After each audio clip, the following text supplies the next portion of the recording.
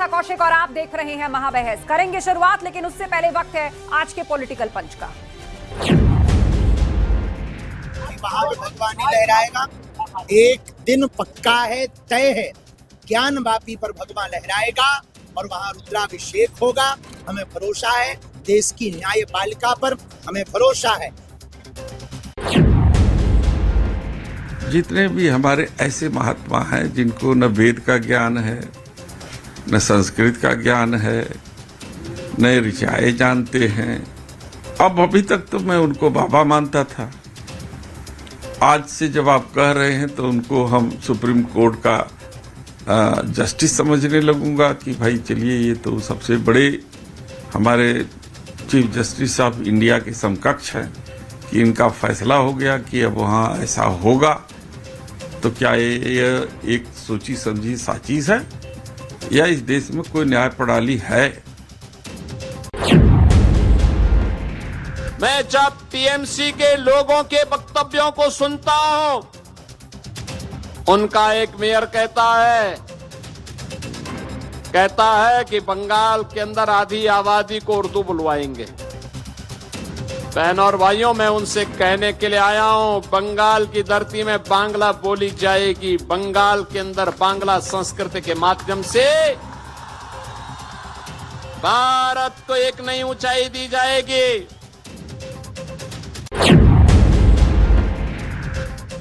जिस नरेंद्र मोदी जी ने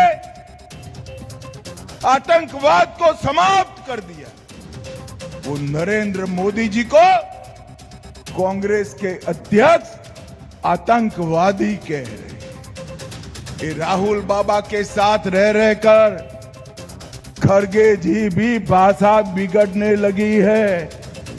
राहुल बाबा, मोदी जी को जितनी गालियां दोगे, जितना गाली का कीचड़ बनाओगे, कमल उतना शान के साथ खिलकर आए।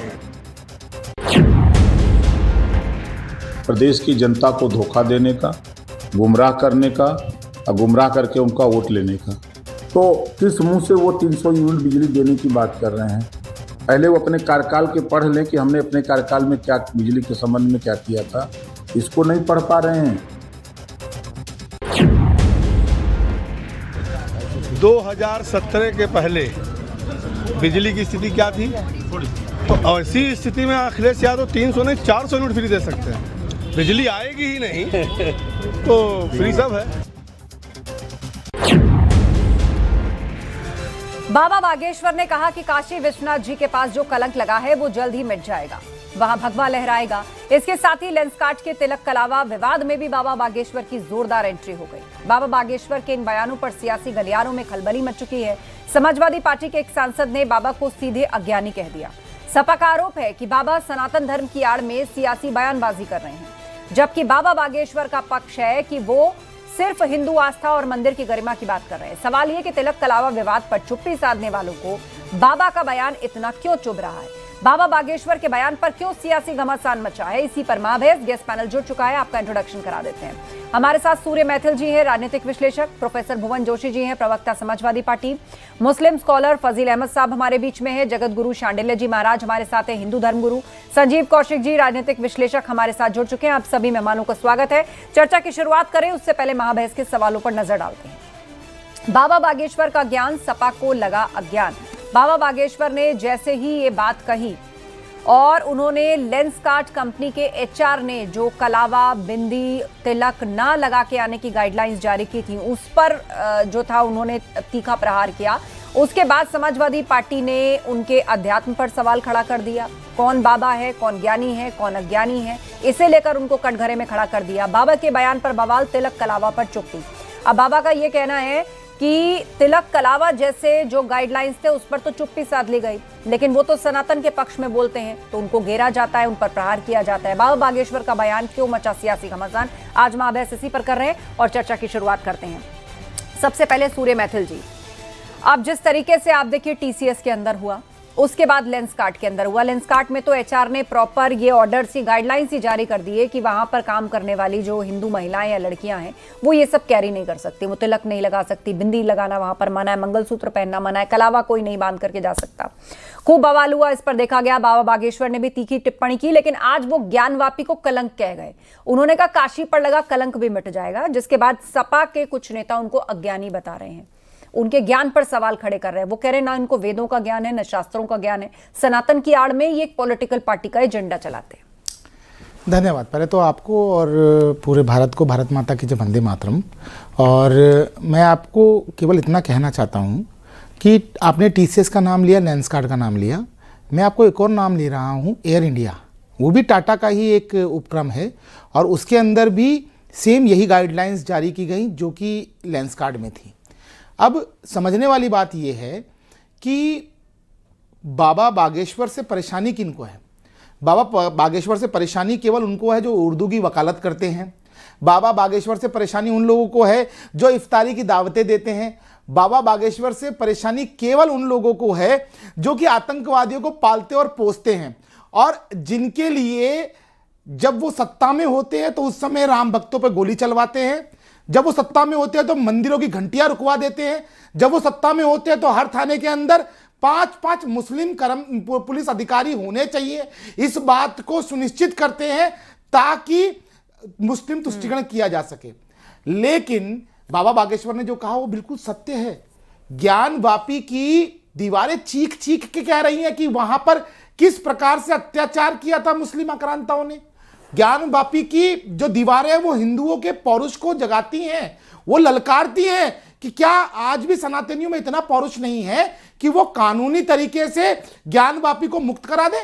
तो इसमें क्या गलत कह दिया बाबा बागेश्वर ने? उन्होंने कहा ना कि जो तिलक और कलावे का विरोध करेगा हम उसका इलाज करेंगे। बिल्कुल सही बात है भैया। इस देश के अंदर तिलक और कलावे से विरोध कौन कर सकता है? और जो करेगा उसको हिंदुस्तान में रहने का अधिकार ही नहीं है, क्योंकि ये देश के बहुसंख्यकों की भावनाओं को आहत करने वाला कार्य है। ठीक है, भुवन जोशी जी, सपा के नेता ने निशाना साधा बाबा बागेश्वर पर, उनको अज्ञानी कहा और यह भी कहा कि वो ना शास्त्र जानते हैं, ना वेद जानते हैं, ना ऋचाओं का ज्ञान है और एक पॉलिटिकल पार्टी का एजेंडा चला रहे। जबकि बाबा बागेश्वर कहते हैं मैं तो सनातन का ध्वजवाहक हूं, मैं तो सनातन के पक्ष में बोल रहा हूं, तो क्यों मुझे लेकर राजनीति शुरू हो जाती है? आस्था जी, हमारा ये मानना है कि उनकी जो स्क्रिप्ट है वो भारतीय जनता पार्टी के कार्यालय से लिख के आती है। वो अपना जो काम है उसकी आड़ में भारतीय जनता पार्टी के एजेंडे को बढ़ाने का और देश को विभाजन की ओर ले जाने का और डिवाइड एंड रूल की जो पॉलिसी है भारतीय जनता पार्टी की, उस दिशा में एक काम करती है। और हमारे देश में न्यायपालिका है ना, हम सब, आप हम जितने पहले साथी बैठे हैं न्यायपालिका पर विश्वास करते हैं। इनका जो काम है वो काम करें। आप पत्रकार हैं, आप पत्रकारिता कर रही हैं, मैं बड़ा सम्मान करता हूं आपका, मैं लीडरशिप करता हूं। हर व्यक्ति का काम बना हुआ पॉलिटिकल काम के लिए पॉलिटिकल लोग हैं, लेकिन जब धर्माचारी बनने का आप वो करते हैं तो धर्माचारी की बात करिए। आप निश्चित तौर पे जब भारतीय जनता पार्टी के एजेंडे को ज्ञानवापी तो मंदिर है ना, धर्माचार्य मंदिर की बात नहीं करेंगे तो क्या मस्जिद की बात करेंगे? बताइए। मैं कभी किसी में इंटरप्ट नहीं करता, जो भी इस तरह के नहीं लोग तो मैं यही तो पूछ रहा हूँ, ज्ञानवापी मंदिर है ना, तो ज्ञानवापी के लिए अगर धर्माचार्य नहीं बोलेंगे तो कौन बोलेगा? चलिए एक बार ओपनिंग रिमार्क्स सबके हो जाएं, उसके बाद मैं काउंटर करने के लिए वापस ओपन करूंगी। Bhuvan Joshi ji 20 second. Sorry to say Aastha ji, I never interrupt anyone. Please speak को थोड़ा डेकोरम को बनाइए। आपका बड़ा चैनल है, बड़ा सम्मान है आपका। मैं आपको बताना चाहता हूँ इस देश की न्यायपालिका, इस देश के संविधान में इतनी ताकत है कि निश्चित तौर पे भारतीय जनता पार्टी के जो इनके इरादे होते हैं लोगों को बांटने की, डिवाइड एंड रूल के लिए लगातार समाजवादी लड़ रहे हैं और इनके अहंकार को भी तोड़ने का काम 2024 में समाजवादियों ने करा है। ये देश सबके काम बटे हुए हैं, सब अपना अपना काम करें तो निश्चित तौर पे देश आगे बढ़ेगा। आप किसी की स्क्रिप्ट के आधार पे काम करेंगे तो देश आपको पहचानेगा। और हमारे यहाँ एक कहावत भी मैं इनको बताना चाहता हूँ। हमारे यहाँ क्या कहावत है, कई बार क्या होता है, आदमी का वो काम भी चला जाता है जिस काम का वो होता है, तो न धोबी के कुत्ता, न घर का, न घाट का भी हो जाता है आदमी। इसलिए बहुत गलत है। ठीक है आस्था जी, बहुत गलत है। एक संत के विषय में इस प्रकार की टिप्पणी ये समाजवादी पार्टी की तरफ से ही हो सकती है। आज ये संत को किस प्रकार के अपशब्द कह रहे हैं ये सब देख रहे हैं। और अभी ये जनेऊ पहन के घूमेंगे, अभी ये टीका लगा के घूमेंगे, अभी ये कह रहे थे कि हमसे बड़ा कौन है, अभी ये मंदिर बनवा रहे थे, ये यहाँ पे बैठ के ज्ञान बांट रहे हैं और ये अनुसूचित जाति के जाति सूचक शब्द को यहां पर नेशनल डिबेट में प्रयोग कर रहे हैं। यह बताता है कि दलितों के प्रति इनकी मानसिकता क्या है। आज भी हमारे वाजपेयी जी, मैं बहुत बहुत धन्यवाद करता हूं कि समाजवादी पार्टी का एक बार फिर से चेहरा इन्होंने दलितों के प्रति बता दिया कि समाज के एक वर्ग को किस प्रकार से ये यहां पर भी अपमानित कर रहे हैं। एक बात और, कानूनी बात की थी ना इन्होंने, तो मैं याद दिला देता हूं समाजवादी पार्टी के प्रवक्ता को 2004 में नीरज मिश्रा का गला काटकर आप लोगों ने अखिलेश यादव को प्रेजेंट किया था और उसके अंदर किस प्रकार से अशोक कुमार यादव और अवनीश कुमार यादव, पप्पू यादव और मुन्ना यादव मऊ में वो जेल गए ना, तो ये आपके कानून के प्रति आपकी संवेदनाएं होती हैं। चलिए मैं आप दोनों को रोकती हूं। बैठ के ज्ञान बांट रहे हो। मेरे साथ 3 पैनलिस्ट और हैं, एक बार उनकी भी पहले हम बात सुनेंगे। जगत गुरु शांडिल्य जी महाराज जी हैं, हिंदू धर्म गुरु। शांडिल्य जी, बाबा बागेश्वर के इस बयान को लेकर क्या कहना है, लेंस कार्ड को लेकर उन्होंने जो कहा, और साथ ही साथ आपने देखा किस तरीके से उन्होंने कहा कि उनको जानबूझकर राजनीति में फंसाया जाता है, वो संत हैं इसीलिए उनको घेरा जाता है और बार बार अपशब्द कहे जाते हैं। पर आरोप यही है सिर्फ बाबा बागेश्वर ही नहीं, बहुत से धर्मगुरुओं पर, कि वो सिर्फ सनातन की बात नहीं करते, वो एक पॉलिटिकल पार्टी के एजेंडे को चलाते हैं। जय श्रीमन नारायण। देखिए, बाबा बागेश्वर जो कह रहे हैं वो तो उनका विषय है, सब हर हिंदू का, हर संत का, हर सनातनी का एक सपना है। काशी, मथुरा, अयोध्या तो हो ही गया राम जी की कृपा से, ये बहुत पहले से सपना है और इसको पूर्ण होना चाहिए। राजनीति एक अलग विषय है, आस्था एक अलग विषय है। ये हमारे आस्था का मामला है। और ज्ञान वापी मस्जिद कभी था ही नहीं, वो तो मंदिर है, नाम भी हिंदू, उस पे तो मुगल काल से अतिक्रमण करके कब्जा कर लिया गया है जबरदस्ती। और हमारे यहाँ की जो निकम्मी सरकार है उनके वजह से वो ढोया जा रहा है। अगर आज हमारी सरकारें सनातन को लेकर राजनीति न करती तो कोई भी हमारी मंदिर आज इन जो अपराधी आतंकवादियों का कब्जा है ये कभी ना होता। सब जानते हैं कि वहां एक मंदिर था, उसका स्वरूप तोड़ के भी उसके पीछे की जो दीवारें हैं चीख चीख कर कहती हैं कि सब हिंदू दीवालों का, मंदिरों का अवशेष वहां पर है। लेकिन मामला कोर्ट के अंदर है ना, मामला सबजुडिस्ड है और ये सारी बातें जो वहां कोर्ट कमिश्नर का सर्वे हुआ, सारे वीडियोस, डॉक्यूमेंट्स है, वो सारे कोर्ट के अंदर है, मामला कोर्ट के अंदर चल रहा है। तो बाहर इस तरह से इस पर राजनीति क्यों भड़कती है? देखिए, वो आस्था का विषय है। हम सब लोग तो भगवान भोलेनाथ से अपेक्षा, कृपा तो उन्हीं की होगी ना, बिना कृपा के संभव नहीं है। अगर राम मंदिर बना तो भगवान की कृपा से बना, कोर्ट से मामला आया और हमारे पक्ष में और मंदिर बना, ठीक है, वो तो बीजेपी ने बनवा दिया, अच्छी बात रही। लेकिन भगवान भोलेनाथ से प्रार्थना है और सब हर सनातनियों का इच्छा है कि वहां भव्य मंदिर जल्दी निर्माण हो, यही हमारी अपेक्षा है। और वो कह रहे हैं तो निश्चित ही भगवान भोलेनाथ की कृपा है और मंदिर जल्दी वो अवशेष जो है हमारे पूर्ण हो जाएंगे। ठीक है, फजील अहमद जी हमारे बीच में है। फजील जी, बाबा बागेश्वर ने कहा, जो लेंस कार्ड का मामला था जहां तिलक कलावा विवाद हुआ, उन्होंने भी उस पर बयान दिया और कहा कि क्यों बार बार इस तरीके का टारगेट एक पर्टिकुलर धर्म को लेकर किया जाता है। ये सब एक सोची समझी साजिश के तहत हो रहा है, वरना इतने बड़े बड़े कॉर्पोरेट्स और कंपनीज के अंदर इस तरह की ओपन गाइडलाइंस पहले कभी ना देखी गई ना सुनी गई।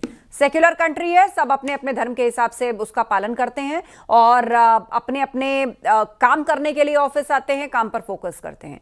लेकिन इस तरह टारगेटेड गाइडलाइंस जो दी गई, उसके बाद बाबा बागेश्वर ने इस पर बयान दिया और समाजवादी पार्टी के एक नेता की ओर से कह दिया गया कि भाई वो अज्ञानी है, राजनीति से प्रेरित होकर वो ये बयान आस्था जी, ज्ञान माफी में अदालत में 3 पार्टी इस समय लड़ रही है केस।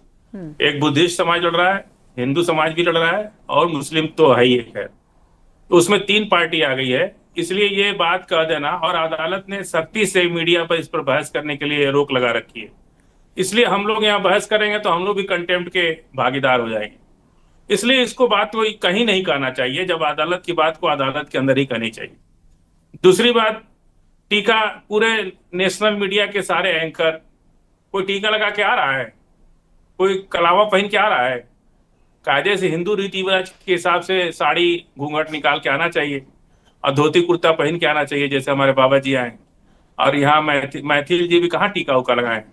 भुवन जी तो थोड़ा टीका लगाए भी हैं, जबकि उनके ऊपर आरोप है कि गैर सनातनी, लेकिन मैथिल जी टीका नहीं लगाते। जरा देखना, खुद नहीं ध्यान करेंगे। से, आप दूसरों केसर से- का टीका दूसरों से नहीं- मेरे दूसरों से कपाट पे करवाएंगे। हमेशा बना रहता है, दवाई खा के आया करो। सुनिए। इस प्रकार की सुनिए। जो है ना मानसिक अभी विक्षिप्तता आपके- की बातें मत करा करो बैठकर।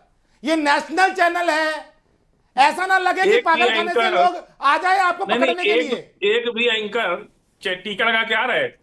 बहुत किसी लोग नेशनल आते चैनल, हैं, सूर्य स्टेट मैथिल जी, चैनल, बहुत लोग आते हैं। आप छोटा नवरात्रों HDFC में जरा बैंक, न्यूज सुनिए, रूम घूमा करिए। HDFC बैंक आप चले जाइए, नवरात्रि के दिन, आप ICICI बैंक शिवरात्रि चले के दिन, जाइए, आप स्टेट बैंक ऑफ जन्माष्टमी के इंडिया दिन चले जरा जाइए। न्यूज रूम घूमा करिए और आस्था ज्यादा जी। तादाद में आपको लोग मिलेंगे। हाँ, एक मिनट। स्क्रीन पर हो सकता है, स्टेट बैंक स्टूडियो चले के जाइए, अंदर, सेंट्रल बैंक चले स्टूडियो जाइए, के अंदर बड़ौदा बैंक ये चले बहुत जाइए, कॉमन एक ना मिनट। हो, लेकिन आउटडोर्स में आपको आस्था जी। एंकर भी टीका लगाए तो दिखेंगे। कोई भी और आपको एक जिसने भी ज्ञान कर्मचारी वापी पर टीका रिपोर्टिंग लगाए की नहीं है, मिलेगा। मैक्सिमम लोग वहां काशी विश्वनाथ मंदिर में दर्शन करने के बाद माइक उठाकर लाइव कर रहे थे। तो ऐसी कोई गाइडलाइन नहीं है कि एचआर ने कहीं टाइप करके भेजा हो कि आप ये नहीं कर सकते। अब नहीं कर सकते, आप नहीं लगाए हैं तो हम यही समझ रहे हैं कि आपको ड्रेस कोड नहीं, पालन मैं करना आपको पड़ रहा एचआर है। की गाइडलाइन भी बता रही हूँ। आप नहीं, मेरे ऑफिस ने क्या मेरे लगाया? ऑफिस में लड़की हिजाब भी पहनकर आती है। हाँ, एक हिजाब भी आपने पहनकर आती टोपी है। नहीं लगा जो रखी एंकर तो मुझे टीका की लगता है कि पैरवी कर आपने रहे घर हैं। वापसी कर ली है। उनको भी तो टीका लगा के आपको आना लग रहा है चाहिए। आपके कागज मिल आप गए खुद हैं टीका नहीं चौथी लगाएंगे पीढ़ी और के सबको लगवाएंगे, कि ये आप बात किसी तो ठीक फकीर नहीं। चंद की औलाद है। चलिए, मुझे ऐसा- लग रहा है नहीं, नहीं, ऐसा। इस तरह तभी टोपी नहीं लगाई इस तरह आपने। डिबेट में, इस तरह डिबेट में देखिए, ये पर्सनल अटैक एक दूसरे पर मत करिए। भुवन जोशी जी हाथ उठा रहे हैं बड़ी देर कागज चेक करो, फजील से। अहमद 20 अपने। सेकंड की बात हो रही है। फजील जी, आप फिजूल की तरफ इस बहस को ले जा रहे हैं, फिलहाल मुझे रोकना होगा। 20 सेकंड भुवन जोशी जी, उसके बाद मैं वरिष्ठ पत्रकार का रुख करती हूँ। बोलिए भुवन आस्था जी, आज आपने 2-3 कंपनियों का उदाहरण प्रस्तुत करा। मैं पूछना चाहता हूं आपके चैनल के माध्यम से, कॉर्पोरेट मंत्रालय को भारत सरकार चला रही है कि नहीं चला रही है? उद्योग मंत्रालय को भारत सरकार चला रही है नहीं चला रही है? और इस देश में किसकी सरकार चल रही है? केंद्र में भारतीय जनता पार्टी की सरकार चल रही है। ये निश्चित तौर पर प्रश्न किसमें उठता है? भारतीय जनता पार्टी के शासन में उद्योग मंत्रालय और कॉर्पोरेट मंत्रालय क्या कर रहे हैं? ये प्रश्न तो भारतीय जनता पार्टी से पूछना चाहिए। ये किस तरह की गाइडलाइन आ गई है? आज भारतीय जनता पार्टी निश्चित तौर पे जो गवर्नमेंट का निर्यात करने वाले लोग हैं, उनसे चंदा लेने वाले लोग हैं, 20 कंपनियों से चंदा लेने वाले, देश जानता है इनके कैरेक्टर को। भारतीय जनता पार्टी के कैरेक्टर को देश समझता है कि चंदे के बदले धंधा देने वाले लोगों का व्यवहार ऐसा ही होता है, जो ये दिखाई दे रहा है इनका। ठीक है। संजीव कौशिक जी हमारे बीच में, राजनीतिक विश्लेषक। संजीव जी, आपसे यहाँ पर समझना चाहेंगे कि बाबा बागेश्वर, ये पहली बार नहीं है जब उन्होंने इस तरह का बयान दिया और एकदम से उस पर पॉलिटिक्स शुरू हो गई हो। पूर्व में भी वो बयान देते हैं, फौरन सियासी पार्टियां लपक लेती हैं और वो कहती हैं कि ये तो बीजेपी का एजेंडा चलाते हैं। देखिए आस्था, 10वीं क्लास में जब हम लोग पढ़ते थे तो एक सब्जेक्ट हुआ करता था और अक्सर निबंध लिखने को कहा जाता था कि विज्ञान वरदान या अभिशाप। आज भी कमोबेश स्थिति वही है। आज भी उतना ही मन करता है लिखने का और जितना मन करे उतना आप इसको खींच दीजिए। उसी विज्ञान का एक दूसरा रूप जिन्न के तौर पर सोशल मीडिया आया हम लोगों के सामने में। अब ये वरदान उन लोगों के लिए हुआ जो उसका इस्तेमाल अपने तरीके से कर लिए। ये बाबा धीरेन्द्र शास्त्री जैसे लोग सोशल मीडिया की उपज है, अन्यथा अब इनके लिए तो ये वरदान है। और अभिशाप उन लोगों के लिए है जो लोग इनको महात्मा और संत समझते हैं। अब एक व्यक्ति जो कान में मोबाइल फोन लगाए और कहे कि हमारी बात सीधे हनुमान जी से हो रही है और मैं तुम्हारा नाम बताता हूं, तुम्हारी तबीयत खराब है, जब हालेलुया कह करके ईसाई के लोग अपने उस चर्च में जब लोटपोट होते हुए दिखाई देते हैं तो हम उन्हें बड़ी तंज के साथ उनके साथ व्यवहार करते हैं और बोलते हैं कि ये देखो पाखंड। और एक बाबा के यहाँ यदि इस तरह की व्यवहार होता है तो हम कहते हैं कि नहीं, ये हमारे धर्म का है, हम भी उसी धर्म के हिस्से में हैं। सबसे महत्वपूर्ण बात यह है कि इन जैसे बाबा या जो कथित रूप से इतने पॉपुलर हैं, इनके ताकत को राजनीतिक दलों ने पहचान लिया। अब राजनीतिक दलों ने मतलब कि कौन सा दल सबसे ज्यादा इस्तेमाल करता है, तो ये कहने में कोई गुरेज नहीं है कि देश के प्रधानमंत्री यदि ऐसे बाबा के पीठ पे हाथ रखे और अपना छोटा भाई बता दे तो बचता है क्या कुछ। निश्चित तौर पे उनके सोच समझ और शिक्षा पे हम प्रश्न खड़ा कर रहे हैं और डंके की चोट पे खड़ा कर रहे हैं। उस व्यक्ति को क्या पता है कि 1991 का प्लेसेज ऑफ बर्थ क्या कहता है और राम मंदिर पर क्यों नहीं लागू हुआ वो? चूंकि इसलिए राम मंदिर पे लागू नहीं हुआ, चूंकि 1991 से पहले इस मामले में कोर्ट में, अदालत में ये कार्रवाई चल रही थी, इसलिए उस पर लागू नहीं हुआ। लेकिन वो ये कहता है कि 1947 के बाद में जो भी धार्मिक स्थल है, जिस पर भी जिस धर्म का पताका फहराता हुआ दिखाई दे रहा है, वो उसी धर्म का पताका फहराता हुआ दिखेगा। और लगातार मैं ये बात कह रहा हूं कि यदि उस बाबा को इस बात की क्या फर्क पड़ता है, आप मुझे बताइए ना। अभी सूर्या भाई भी कलावा दिखा रहे थे, तो क्या हम भी कलावा दिखाएं कि हम भी कलावा बांध के आए हैं? ये क्या बात हो गई? धर्म धारण करने की चीज है। धर्म लोगों के बीच में, यदि हिंदू धर्म लोगों के बीच में अलगाव पैदा करने लगे, हम मंदिर के लिए और मस्जिद के लिए लड़ाई लड़ने लगे, हमारा धर्म तो नहीं सिखाता ऐसा। ठीक है, हमारा सनातन धर्म तो ऐसा नहीं सिखाता। ठीक है, तो ये इन लोगों का राजनीतिक इस्तेमाल होता है और वो होता हुआ दिखाई पश्चिम बंगाल में भी ज्ञान दे दीजिए। ये ज्ञान आपको तो बहुत आ गया, यही ज्ञान अन्य केरल में दे दीजिए, तमिलनाडु में दे दीजिए। तो संभाव की आप बात करते हैं ना, कश्मीर में हमने कहा कि क्या करेंगे आप ये बताइए ना। हम तो सिर्फ यही कह रहे हैं, हम तो सिर्फ इतना ही कहने का प्रयास कर रहे हैं कि जिस तरह से आप जैसे हिंदू ही पूरे भारत का नाश कर रहे हैं। भारत का संविधान नहीं लागू है क्या कर रहे हैं, और ये जो मूर्ख बैठा है, नहीं है, तमिलनाडु में नहीं है, भारत का संविधान वहां नहीं है क्या? एक सेकंड महाराज जी देखिए, आपका सम्मान है, इस पैनल पर भी सम्मान है, और आप जिस अध्यात्म को फॉलो करते हैं इसका भी सम्मान है, लेकिन हमारी रिक्वेस्ट है कि हमारे सभी मेहमान हम बहुत सम्मान से बुलाते हैं और उनके सम्मान का ध्यान रखना हमारा भी फर्ज है। तो किसी के लिए आप इस तरह के शब्दों का इस्तेमाल ना करें। संत तो जाने ही जाते अपने टॉलरेंस के लिए हैं। आपको कोई बात बुरी लगी, आप कड़वी भाषा यूज करिए, लेकिन बस ये ध्यान ना रखिए कि वो भद्दी हो जाए। ठीक है, सूर्य मैथिल जी। देखिए, कहावत है, झूठ बोलो, तेज क्यों झूठ बोलो, बार बार झूठ बोलो तो झूठ जो होता है वो सच लगने लगता है। ऐसा ही कुछ राजनीतिक विश्लेषक उर्फ वरिष्ठ पत्रकार संजीव कौशिक जी ने बोल दिया। इन्होंने कहा 1991 का प्लेसेस ऑफ वर्शिप एक्ट जो है, उस एक्ट में जो है धर्म ध्वजा जिसकी है उसी की रहेगी। पहली बात तो आपको बता दूं, पढ़ो पहले सोमनाथ मंदिर उस एक्ट के अंदर ये लिखा हुआ कहीं नहीं है कि किसी के भी ओरिजिनल जो स्टेटस है उसको वेरीफाई करने में रोक है। पहले पढ़ो संजीव कौशिक जी, कानूनी पेचीदगियां जो है ना, मुझसे ज्यादा आप नहीं जानते। निकला है पहली चीज, वरना देश की अदालतें इतनी ऐसी नहीं है कि आप वहां पर वाद दाखिल करें और वो खारिज नहीं कर देती। उन्होंने एक्सेप्ट किया तो किसी कारणवश किया ना, इसी पॉइंट पे किया ना, इसका मतलब आप देश की न्यायिक व्यवस्था पे प्रश्न चिन्ह लगा रहे हैं। क्या कोर्ट कमिश्नर वहां पे वेरीफाई करने गए तो क्या अनैतिक गए, गैर कानूनी तरीके से गए? वो कानून के अधिकार से गए। दूसरी चीज, यहां पर जो कह रहे थे ना कि हम लोगों को दिल बड़ा करना पड़ेगा, मैं आपको बता दूं, केरल से साफ हो गए, कश्मीर से साफ हो गए, पश्चिम बंगाल के 8 जिलों से साफ हो गए, बिहार के 10 सीमांचल के जिलों से साफ हो गए, और उत्तर प्रदेश के अंदर कई जिले ऐसे जहां 50% है, और जहां पर भी मुस्लिम आबादी बढ़ जाती है वहां पर यह कह दिया जाता है कि मंदिरों की घंटी नहीं बजाइए, हमारी धार्मिक भावनाएं आहत हो जाती है। तब कहां चला था देश का संविधान? ठीक है, भुवन जोशी जी। देखिए, मैं अभी भारतीय जनता पार्टी के प्रवक्ता सूर्य मैथिल को सुन पा रहा था। वो एक बात कह रहे थे, अपनी पार्टी के लिए कह रहे थे, झूठ फैलाओ, बार बार फैलाओ और जोर जोर से फैलाओ। दिख गया था कॉन्क्लेव में, सिलेंडर के ऊपर भी। क्या तरीका है? सुन लो, हमने आपको सुना है ना, हमें आपकी बात पसंद हो ना पसंद हो सुना है ना। नहीं, मैं तो बता रहा हूँ झूठ कौन फैलाता है।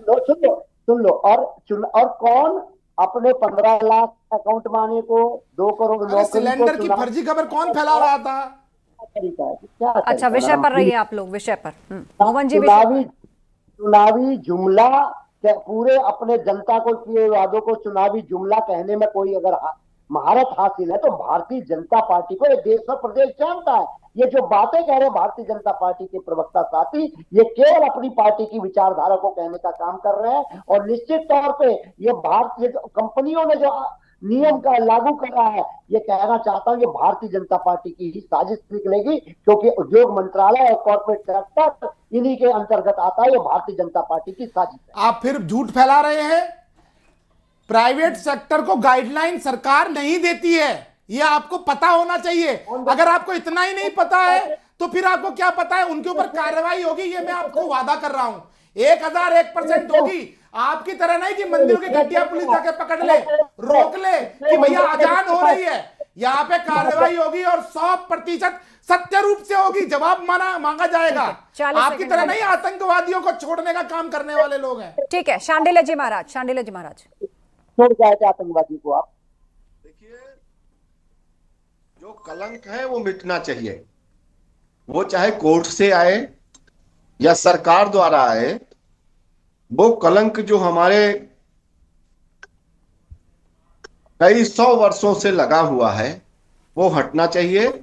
वो ज्ञान वापी मस्जिद नहीं है, ज्ञान वापी मंदिर है और उसको कर रहे हैं पुनः। चलिए, घूम फिर जो मौजूदा वक्त की सच्चाई है वो यही है कि मामला कोर्ट के अंदर है, सब जुडिस्ड है, मामले पर सुनवाई चल रही है, सबूत गवाह सबकी समीक्षा अदालत के अंदर हो रही है। आप सभी का धन्यवाद इस चर्चा में शामिल होने के लिए। तो आपने देखा किस तरह बाबा बागेश्वर के बयानों पर सियासी गलियारों में खलबली मच चुकी है। सपा के एक सांसद ने उनको सीधे सीधे अज्ञानी कह दिया और सनातन धर्म की आड़ में सियासी बयानबाजी करने वाला बताया, जबकि बाबा बागेश्वर का पक्ष है कि वो सिर्फ हिंदू आस्था और मंदिर की गरिमा की बात करते हैं।